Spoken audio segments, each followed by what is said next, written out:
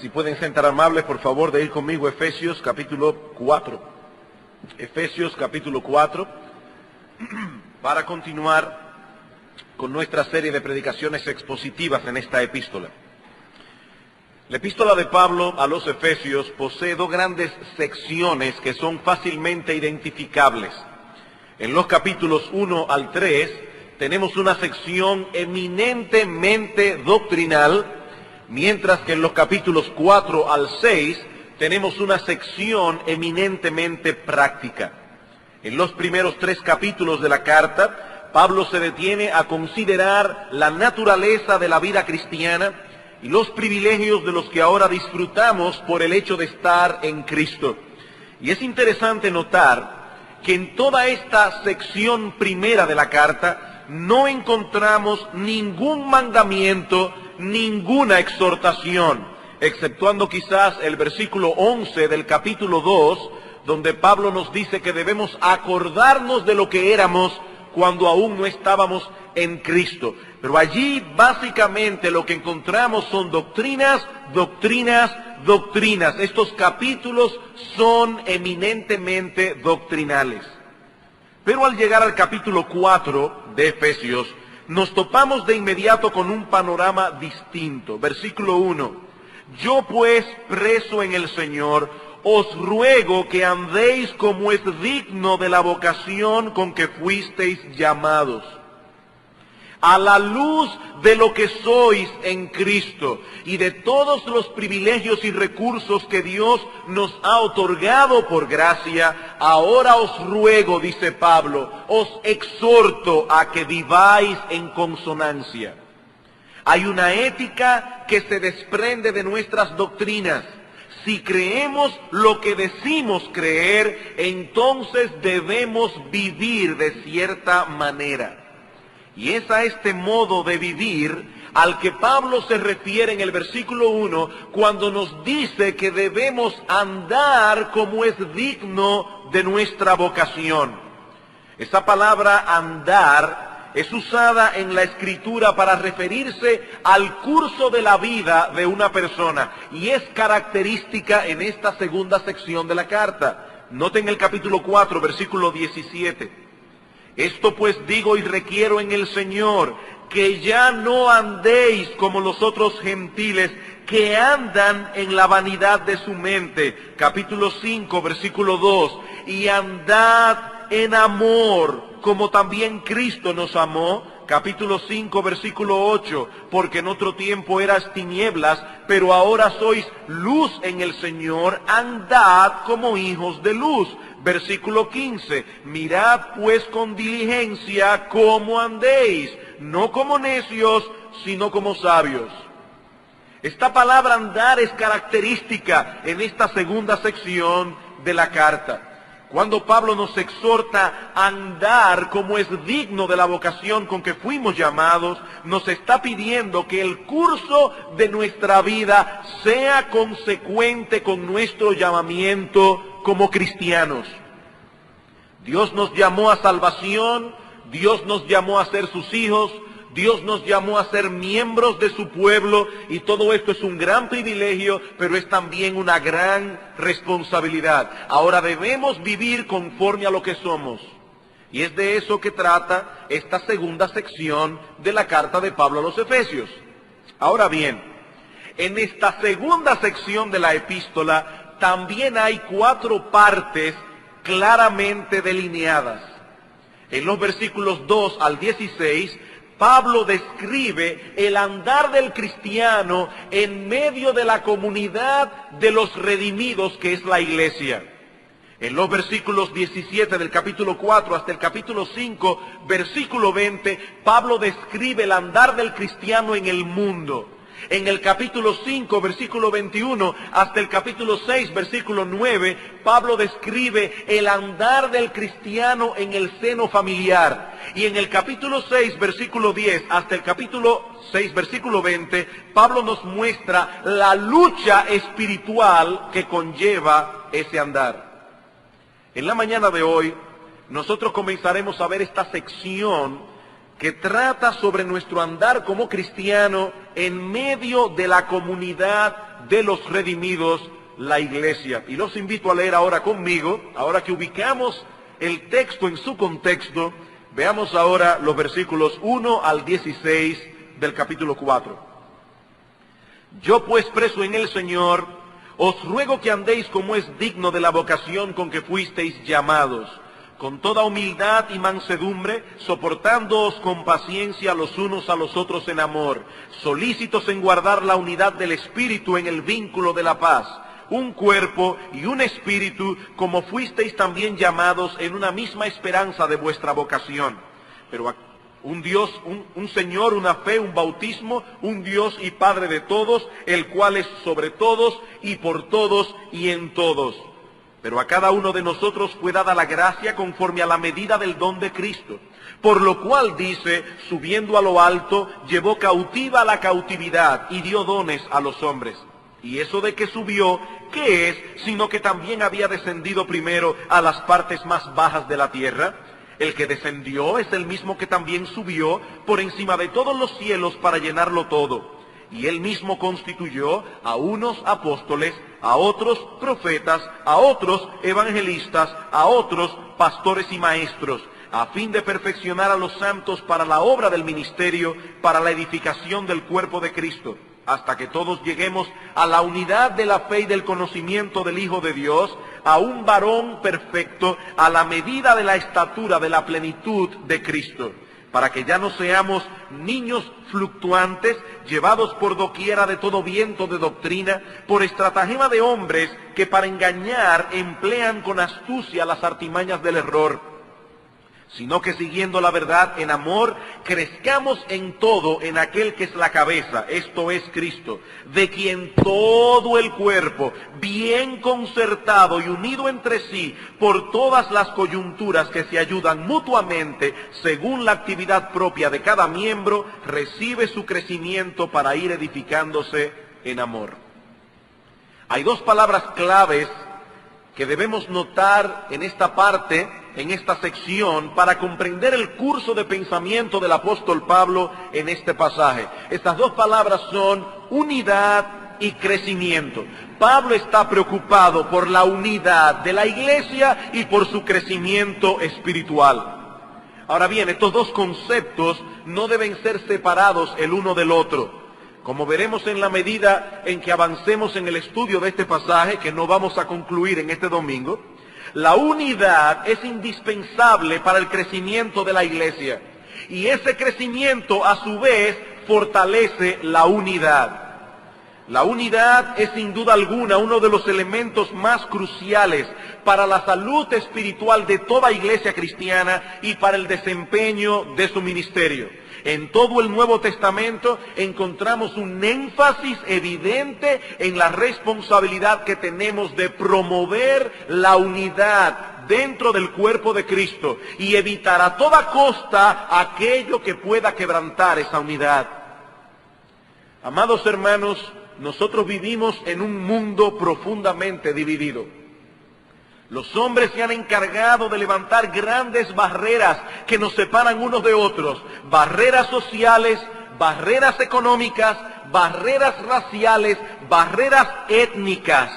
Pero eso es precisamente lo que hace de la unidad de los cristianos un argumento poderoso e impactante en favor del Evangelio.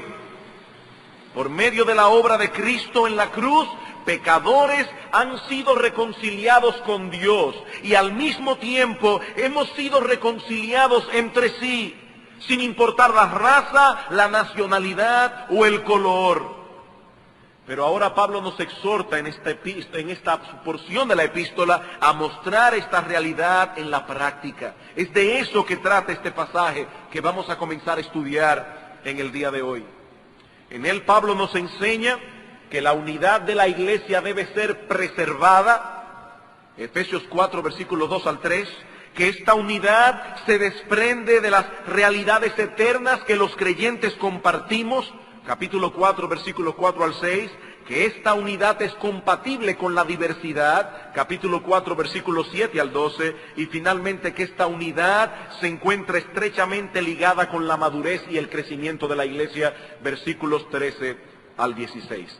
Veamos, hermanos, estas cosas por parte, aunque como decía hace un momento, hoy no vamos a poder cubrir todo este pasaje, sino únicamente los versículos 1 hasta el 6. En primer lugar, Pablo nos enseña en este pasaje que la unidad de la iglesia debe ser preservada. Versículo 2.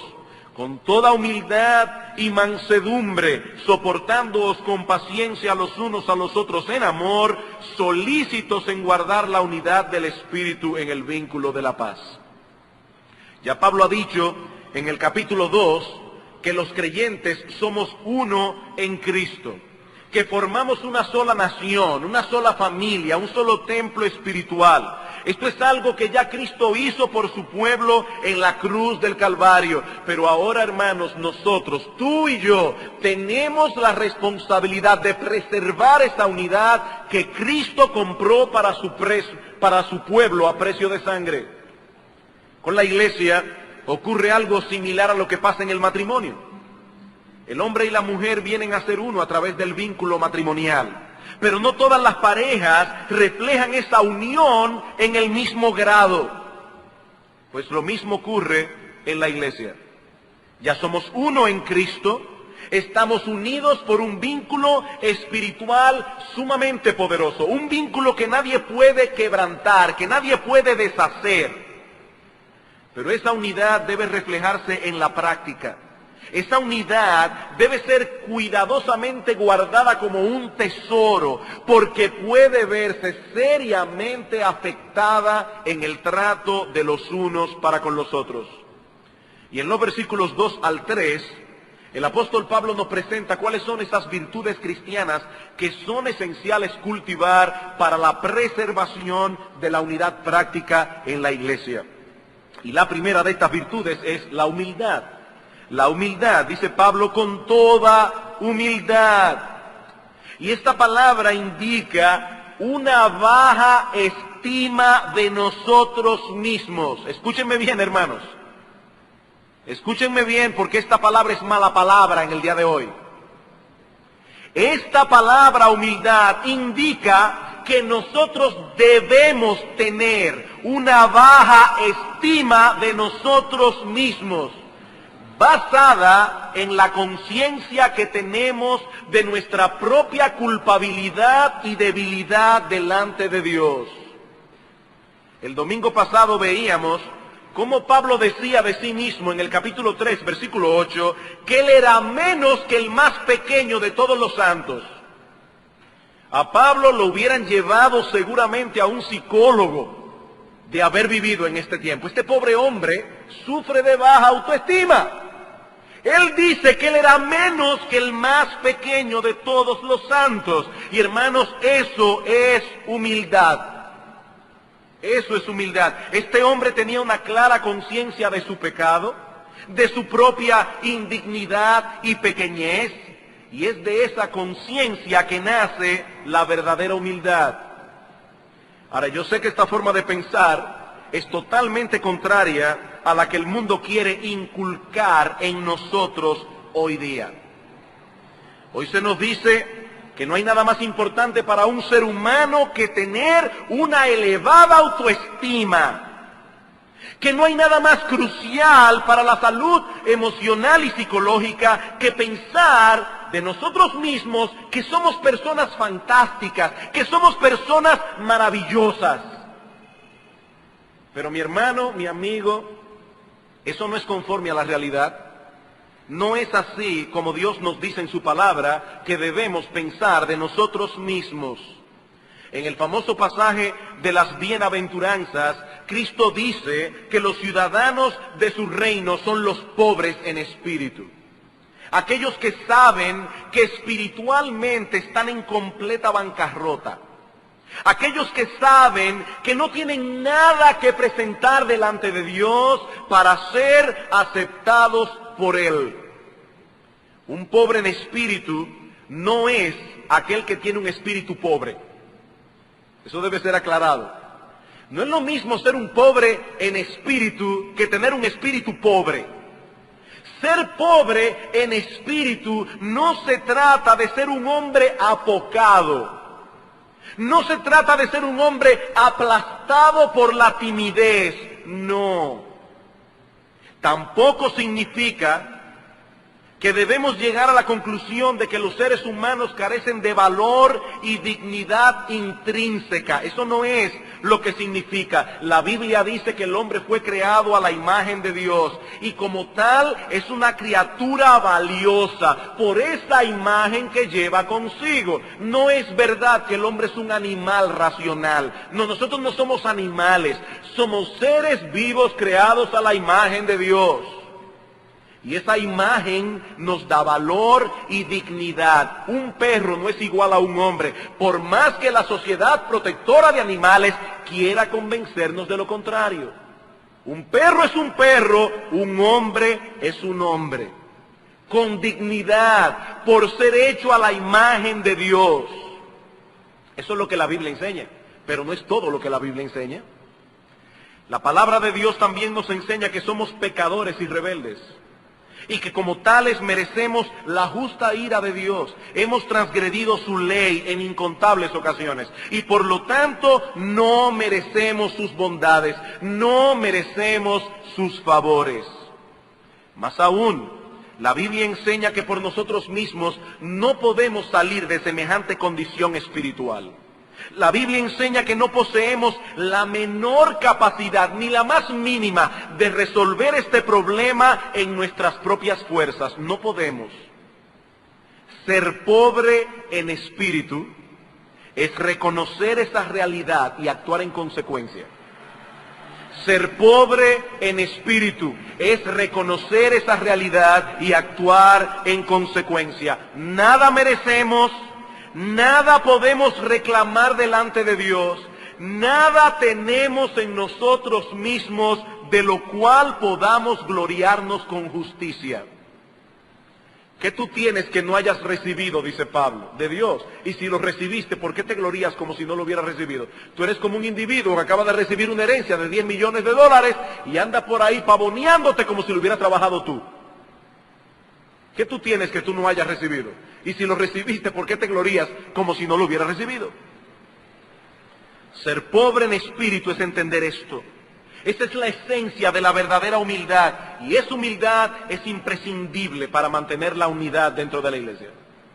Esa humildad es imprescindible para mantener la unidad. Amados hermanos, si rastreamos todos los problemas y conflictos que surgen entre las personas, en algún punto del camino nos toparemos con el orgullo.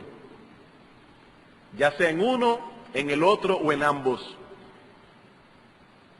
El orgullo imposibilita la solución de los conflictos personales. Mira lo que esa persona me ha hecho a mí, con una M y una I mayúscula. Mira cómo me ha tratado, cuán injusto ha sido conmigo. Mi amado hermano, muchas veces seremos maltratados injustamente a lo largo de nuestras vidas. Y personas pensarán mal y hablarán mal de nosotros sin razón. Y eso duele. Eso duele. Que duele, ¿verdad que duele? Pero cuando el corazón comience a agitarse dentro de ti, cuando las pasiones comiencen a levantarse en tu interior, mi hermano, recuerda quién eres realmente sin la gracia de Dios. Por más mal que alguien nos trate y por más injusto que sea, todavía se queda muy corto de lo que justamente merecemos por causa de nuestros pecados. Esa persona no nos ha tratado ni la mitad de lo que justamente merecemos, aunque nos haya tratado él con injusticia. Un hombre humilde no va por la vida reclamando que los demás lo traten de cierto modo, porque él posee una correcta evaluación de sí mismo. Él sabe que merece el infierno. Él sabe que ha ofendido a Dios con sus pecados. Él sabe la paciencia que Dios ha tenido y tiene con él todos los días. Por eso cuando alguien lo ofende, este hombre mira esa ofensa primariamente como un pecado que ha sido cometido contra Dios. Contra Dios. Su pensamiento no es, mira lo que me han hecho a mí. Ese no es el pensamiento de un hombre humilde. Sino más bien, qué pena que este hombre, esta mujer, haya pecado contra Dios al tratarme a mí de ese modo. Qué pena que esta persona haya pecado contra Dios al tratarme a mí de ese modo. En vez de levantar la ira del corazón, esta forma de pensar nos mueve más bien a buscar la restauración espiritual de aquel que nos ha maltratado. Amados hermanos, ¿cómo sería la vida de una iglesia en la que todos sus miembros pensaran así? ¿Cómo sería la vida de una iglesia en la que todos sus miembros se encontraran cultivando activa y conscientemente la humildad? Indudablemente, esa iglesia sería la antesala del cielo. Esa iglesia sería la antesala del cielo. ¿Tú quieres preservar la unidad dentro de la iglesia? Mi hermano, trabaja afanosamente por cultivar la humildad. Y esa humildad no es otra cosa que una correcta evaluación de quiénes somos nosotros sin la gracia de Dios. En segundo lugar, Pablo menciona la mansedumbre. Dice, con toda humildad y mansedumbre. Y esta virtud se deriva lógicamente de la anterior. El hombre humilde es manso. Como bien señala Martin Lloyd-Jones, el que está en el piso no tiene miedo de caerse. Si ya tú sabes quién eres tú, no tienes miedo de caerte porque ya tú sabes que estás en el piso. Esa es la misma secuencia que nosotros encontramos en las bienaventuranzas. Cristo dice, bienaventurados los pobres en espíritu, bienaventurados los que lloran por su pecado y el de los demás, bienaventurados los mansos. Pobre en espíritu, mansedumbre. Ahora bien, ¿qué es la mansedumbre? Muchas personas rechazan de plano esta virtud cristiana porque confunden la mansedumbre con la debilidad de carácter. Se dice muchas veces que tal o cual persona es mansa cuando se trata en realidad de una persona mensa. No es lo mismo. No es lo mismo ser manso que ser menso. Hay personas que piensan que alguien es manso cuando esta persona en verdad es débil de carácter, insegura, tímida. Pero nosotros debemos rechazar tal concepto de plano. De Cristo se dice en Mateo capítulo 11, versículo 28, que Él es manso y humilde de corazón. Y si hay algo completamente ajeno a la personalidad de nuestro Señor, es la debilidad de carácter. ¿Qué es entonces la mansedumbre? Alguien la ha definido como poder bajo control. Poder bajo control. El hombre manso es aquel que mantiene su temperamento controlado y antepone los intereses del reino de Cristo, los intereses de los demás por encima de los propios. La mansedumbre, dice Donald Carson, es el deseo controlado de hacer que los intereses de los demás pasen por delante de los nuestros. Eso es mansedumbre. Y noten, hermanos, que la idea del control es fundamental en el concepto bíblico de mansedumbre. A menudo se dice de una persona que se aira con facilidad que es fuerte de carácter. Oye, fulanito es fuerte de carácter. O fulana de tal es fuerte de carácter. No, mi hermano, eso es un error. El problema de esa persona es que es demasiado débil, no que es fuerte. Eso es debilidad. Las circunstancias a su alrededor lo controlan como un monigote. Eso es debilidad. Eso no es fortaleza. En Proverbios capítulo 25, versículo 28 dice, como ciudad derribada y sin muro, es el hombre cuyo espíritu no tiene riendas. Es como una ciudad derribada y sin muro. Este pobre hombre, este pobre infeliz, está a expensas de los ataques que vienen de fuera. Las circunstancias los dominan completamente y por eso explota ante la menor provocación. Hermanos, yo debo insistir, eso no es fortaleza de carácter, eso es debilidad. Eso es debilidad. El hombre manso, por el contrario, posee la capacidad de razonar bíblicamente en medio de las dificultades. Y su razonamiento lo lleva a actuar correctamente. En medio de este conflicto, Lo importante no es que defienda mis derechos, piensa el manso, porque después de todo, ¿quién soy yo? Lo importante es que el reino de Dios se ha expandido y su gloria manifestada. Así piensa el hombre manso. Amparado en la gracia y el poder de Dios, este hombre antepone los intereses de Cristo y de su reino a los suyos propios. Y yo no creo que sea necesario detenerme aquí para probar que esa virtud es necesaria para preservar la unidad dentro de la iglesia. ¿Cuántos problemas surgen entre los hombres por causa del egoísmo? Porque cada cual procura su propio bien a expensas de los demás. Porque vamos por la vida con un cuchillo entre los dientes a ver de quién nos podemos beneficiar. ¿Cuántos problemas? ¿Cuántos problemas? Porque todos quieren hacer prevalecer su opinión, aún en cosas que son neutrales o que no son tan importantes. Ciertamente hay cosas en las que no debemos transigir. Hay doctrinas fundamentales, cardinales de la Biblia que no debemos transigir, son vitales.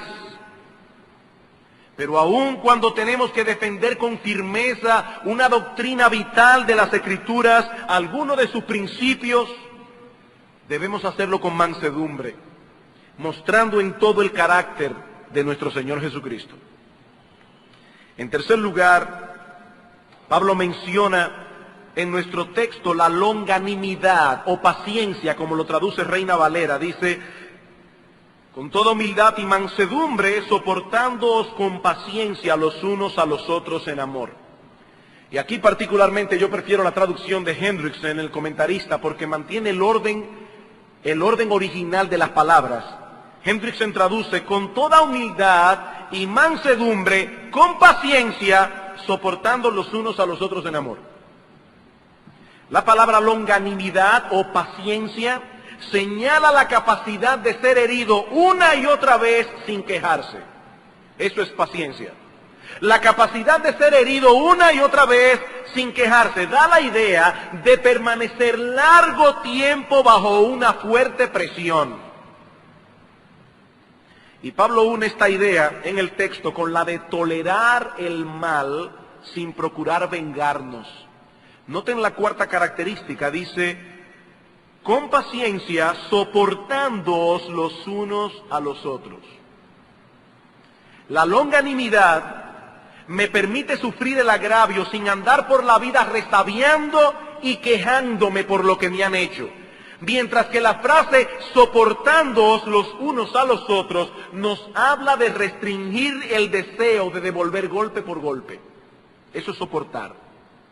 Debemos recibir el agravio con longanimidad, sin andar por ahí resabiando. Debemos soportar las ofensas personales sin querer retribuir al que nos ha hecho mal. El apóstol Pablo nos habla de eso en Romanos capítulo 12. Romanos capítulo 12, versículo 17. Dice Pablo, no paguéis a nadie mal por mal. Procurad lo bueno delante de todos los hombres. Si es posible, en cuanto dependa de vosotros, estad en paz con todos los hombres. No os venguéis vosotros mismos, amados míos, sino dejad lugar a la ira de Dios. Porque escrito está, mía es la venganza, yo pagaré, dice el Señor. Así que si tu enemigo tuviere hambre, no digas, ¡ajá! Aquí llegó mi oportunidad, tú vas a ver lo que es bueno. No. Si tu enemigo tuviere hambre, dale de comer, y si tuviere sed, dale de beber. Pues haciendo esto, ascuas de fuego amontonará sobre su cabeza. No seas vencido de lo malo, vence con el bien el mal. Debemos tener longanimidad, debemos soportar el agravio. Y todo eso porque somos gobernados por el principio del amor. Porque somos gobernados por el principio del amor. Y esa es la quinta virtud que Pablo menciona en el texto. Soportándoos con paciencia los unos a los otros en amor. La Biblia dice que el amor cubrirá multitud de faltas. Primera de Pedro capítulo 4 versículo 8. Y en Proverbios capítulo 10 versículo 12 dice, el odio despierta rencillas, pero el amor cubrirá todas las faltas. Ese amor del que Pablo habla aquí Es la actitud de buscar el bien del objeto amado aún al costo del sacrificio personal. Es un amor que está dispuesto a dar sin esperar una retribución. Por eso se puede amar al enemigo. Yo no espero nada bueno del enemigo, pero lo amo como quiera. John MacArthur describe esta clase de amor como una benevolencia inconquistable y como una bondad invencible. Yo voy a ser bueno para contigo y no importa lo que tú me hagas, nunca vas a poder conquistar mi bondad, nunca vas a poder aplastarla del todo. Eso es amor. Es una bondad invencible, es una benevolencia inconquistable. Es de esta clase de amor de la que habla nuestro Señor en Mateo capítulo 5, versículo 44, cuando dice: amad a vuestros enemigos, bendecid a los que os maldicen, haced bien a los que os aborrecen, orad por los que os ultrajan y os persiguen, para que seáis hijos de vuestro Padre que está en los cielos, que hace salir su sol sobre malos y buenos, y que hace llover sobre justos e injustos. Aquellos que se comportan de esta manera en la iglesia, con humildad, mansedumbre, longanimidad, paciencia, amor, son los que están siendo solícitos, versículo 3, solícitos en guardar la unidad del Espíritu en el vínculo de la paz. Y esta palabra que Reina Valera traduce como solícito en el versículo 3, significa literalmente siendo diligentes o poniendo el mayor empeño en una cosa. Los creyentes debemos poner todo nuestro empeño en preservar la paz y la unidad dentro de la iglesia. De lo contrario, estamos siendo instrumentos en las manos del diablo para dividirla. Ahora, yo no creo que ningún cristiano genuino haga esto deliberadamente. Yo no puedo imaginarme a un verdadero hijo de Dios pensando dentro de sí: voy a ser un instrumento del diablo para dividir esta iglesia. Me voy a poner en las manos del enemigo. Me voy a dejar usar por Satanás para dividir esta iglesia. No, ningún cristiano lo piensa así. Tristemente, puede haber algunos sentados aquí en esta mañana que están siendo usados por el diablo y no van a pensar que es de ellos que estamos hablando aquí. No lo van a pensar. Y están siendo usados por el enemigo de las almas. Pero independientemente de la conciencia que ellos tengan de eso en este momento, cuando un miembro de la iglesia no está cultivando esas virtudes que Pablo menciona en el versículo 2, cuando ese miembro va por ahí quejándose y hablando mal de otros a sus espaldas, sembrando dudas del hermano tal o del hermano cual, del pastor tal o del pastor cual, cuando esparce rumores, cuando no tiene un espíritu perdonador, cuando es terco u obstinado, esa persona está sembrando una semilla de división en la iglesia y está siendo usado por el diablo. Aunque él no lo entienda así, Por favor, hermanos, no lean entre líneas. Y digo esto porque hay personas que desde que se habla de división en la iglesia comienzan a pensar: parece que está pasando algo. No, hermano, yo simplemente estoy exponiendo el pasaje. Y siempre, hasta que lleguemos al cielo, una iglesia corre el peligro de dividirse. No es que está pasando nada aquí en especial. Nadie piense eso. Quiero cuidar tu corazón. El punto es que en la vida de una iglesia, personas son usadas por el diablo continuamente para dividirla, y eso va a ser así hasta que lleguemos al cielo. Y yo quiero cuidarte a ti, mi hermano, para que tú no seas un instrumento de Satanás en ese sentido. Cuando una persona va por ahí hablando de otros, ellos tienen en su mente muchísimas razones para hacerlo, pero están pecando contra Dios y están siendo un instrumento en las manos del diablo para dividir la iglesia. Cuando una persona no está siendo humilde, cuando no tiene un espíritu perdonador, cuando no es gentil en su trato para con los hermanos, Pablo dice, tú quieres ser solícito para guardar la unidad del Espíritu, cultive esas virtudes cristianas. Cultive esas virtudes cristianas. Amados hermanos, la iglesia de Cristo no es un juego. Debemos poner el mayor empeño en preservar su unidad. Seguramente surgirán problemas y diferencias de criterios aquí y allá. Aún no somos perfectos, pero Dios nos ha dejado directrices claras en su palabra para resolver esos conflictos. Y nosotros debemos poner el mayor empeño en aplicar tales principios para la gloria de Dios y el bien de su pueblo. El mayor empeño. Ahora, antes de pasar a nuestro próximo punto, es necesario hacer una aclaración. La unidad de la que Pablo habla en este texto no es aquella unión externa que promueve hoy el movimiento ecuménico, donde las doctrinas bíblicas no son tomadas en serio. Hay un corito por ahí que dice, no me importa la iglesia que vayas, si detrás del Calvario tú estás, si tu corazón es como el mío, dame la mano y mi hermano serás. Las doctrinas no importan. Vamos a unirnos en el amor. Hermanos, eso es una idea del infierno. Eso es una idea del infierno. A lo largo de 20 siglos de historia, muchos cristianos han muerto por las doctrinas bíblicas y nosotros debemos estar dispuestos a hacer lo mismo. No es de esa unidad de la que Pablo está hablando aquí. No es la unidad que nace de, no importa lo que creas con tal que seas sincero. No. Pablo está hablando aquí de la unidad que debe existir entre creyentes, verdaderos creyentes. Por eso le llama en el texto la unidad del Espíritu. La unidad del Espíritu, la unidad creada y producida por el Espíritu. No encontramos en la Biblia ninguna exhortación a unirnos con aquellos que niegan o tuercen las doctrinas cardinales de la Biblia. No. Debemos tratar a todos con gentileza y mostrarles nuestro amor cristiano, pero dejar el error y la herejía sin corrección y hacerle creer a un inconverso que es un cristiano simplemente porque pertenece a tal o cual religión es una crueldad que no tiene comparación. Esta persona va dirigiéndose camino al infierno creyendo que es salvo, y eso es cruel dejarlo así.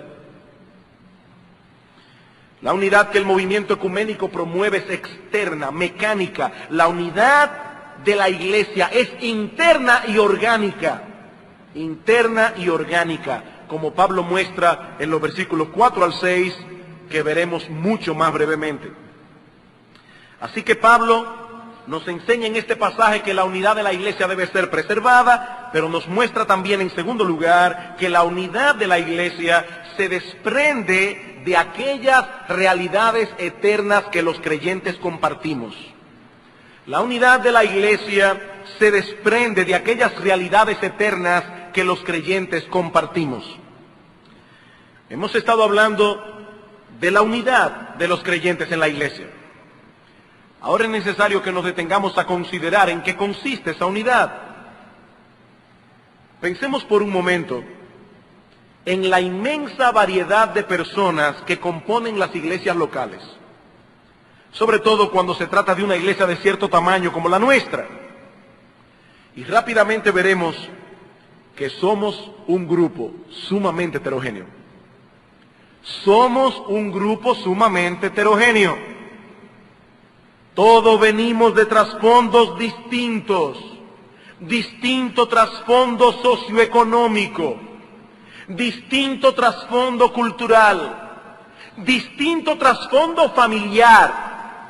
Distinto trasfondo intelectual y educacional. Algunos poseen incluso una nacionalidad distinta a la de la mayoría. ¿Qué es entonces lo que tenemos en común? Pablo menciona en nuestro texto 7 realidades eternas que todos los creyentes compartimos y que son inmensamente superiores a las cosas que nos distinguen unos de otros. Mis hermanos, Todas esas distinciones humanas que separan a los seres humanos entre sí son terrenales y temporales. En el cielo nadie será visto como rico o pobre. En el cielo nadie será negro o blanco. En el cielo nadie será dominicano o norteamericano o chino o haitiano, nadie. Todos formaremos un solo pueblo, una sola familia, un solo templo espiritual.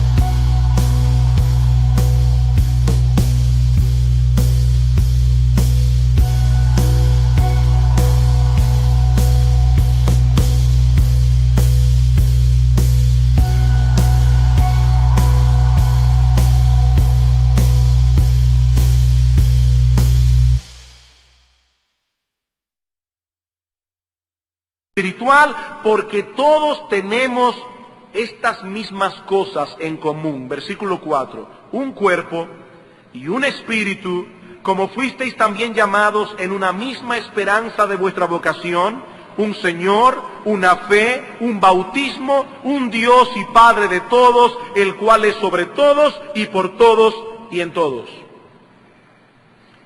En primer lugar, dice Pablo, todos participamos del mismo cuerpo. Todos participamos del mismo cuerpo, el cuerpo de Cristo, la iglesia. Cada iglesia local es un microcosmos o una representación en miniatura de la iglesia de Cristo. Y esta iglesia es un solo cuerpo con una sola cabeza, nuestro Señor Jesucristo. Al igual que en el cuerpo humano, cada iglesia local está compuesta de muchos miembros distintos, pero todos esos miembros juntos forman una sola iglesia y todos dependen unos de otros para el buen funcionamiento del organismo completo. Vayamos por un momento a 1 Corintios capítulo 12. 1 Corintios capítulo 12. Este es un pasaje largo, pero vale la pena leerlo. Capítulo 12, versículo 12 hasta el 26. Dice Pablo, porque así como el cuerpo es uno y tiene muchos miembros, pero todos los miembros del cuerpo, siendo muchos, son un solo cuerpo, así también Cristo. Y hermanos, deténganse aquí un momento, porque eso llama poderosamente nuestra atención. Pablo no dice, así también en la iglesia. Pablo dice, así también es Cristo. Porque la iglesia es el cuerpo de Cristo. Y Cristo no tiene diferentes cuerpos, sino uno solo. Así también es con Cristo, dice Pablo. Porque por un solo espíritu fuimos todos bautizados en un cuerpo. Algunas personas nos dicen hoy que el bautismo en el espíritu es una experiencia posterior a la conversión. Pablo dice, no, todos fuimos bautizados en un cuerpo. La palabra bautismo significa sumergir dentro de, y el Espíritu Santo en el momento de la conversión nos ha sumergido en el cuerpo de Cristo. Eso es el bautismo del Espíritu Santo. En un solo espíritu fuimos todos bautizados en un cuerpo, sean judíos o griegos, sean esclavos o libres, y a todos se nos dio a beber de un mismo espíritu. Además, el cuerpo no es un solo miembro, sino muchos. Si dijera el pie, porque no soy mano, no soy del cuerpo, ¿por eso no será del cuerpo? Y si dijere la oreja, porque no soy ojo, no soy del cuerpo, ¿por eso no será del cuerpo? Si todo el cuerpo fuese ojo, ¿dónde estaría el oído? Si todo fuese oído, ¿dónde estaría el olfato? Mas ahora Dios ha colocado los miembros, cada uno de ellos en el cuerpo como Él quiso. Porque si todos fueran un solo miembro, ¿dónde estaría el cuerpo?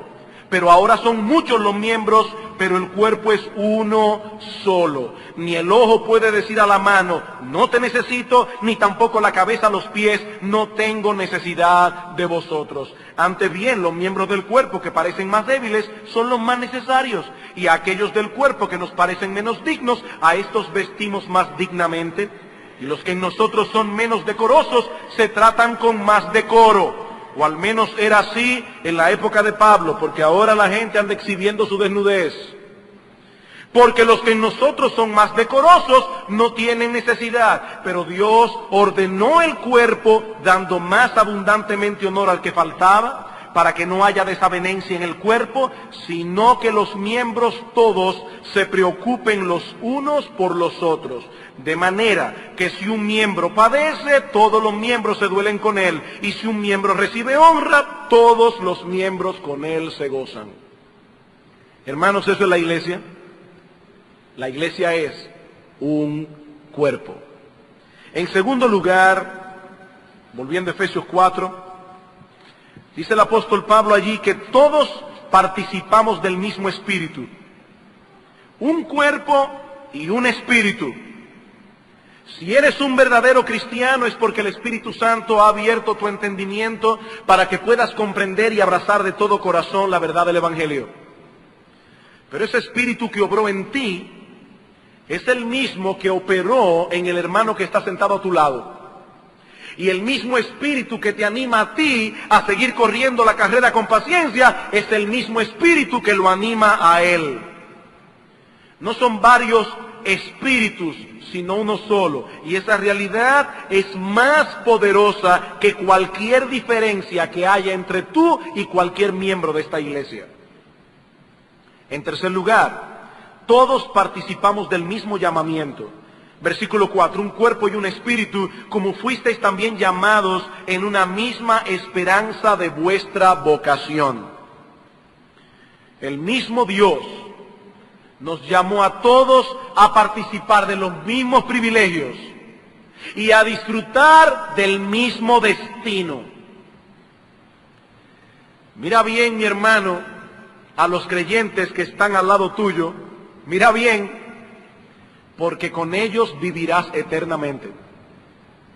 Con ellos vivirás eternamente. Y esta es una realidad que debe influir en nuestra comunión con los santos aquí y ahora. No di que bueno, yo en la eternidad me llevaré bien con Él. No es ahora. Pablo está usando esa verdad para que nosotros hagamos el esfuerzo de llevarnos bien ahora. En cuarto lugar, todos nos encontramos bajo la autoridad del mismo Señor. Versículo 5, un Señor. Todos fuimos escogidos por Él, redimidos por Él, y todos ahora le seguimos a Él. Su señorío y autoridad nos gobierna a todos por igual. ¿Cómo es posible entonces que decidamos tomar por senderos separados? Si creemos en el mismo Cristo, seguimos al mismo Cristo. En quinto lugar, todos compartimos la misma fe. Versículo 5, un Señor, una fe.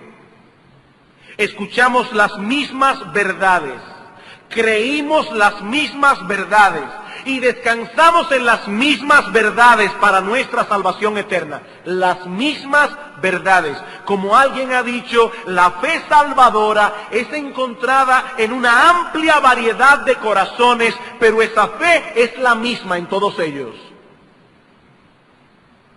En sexto lugar, todos compartimos también el mismo bautismo. Versículo 5, un Señor, una fe, un bautismo. Así como hay un solo Señor que debe ser obedecido y adorado, y una sola experiencia de fe que traen las personas a una...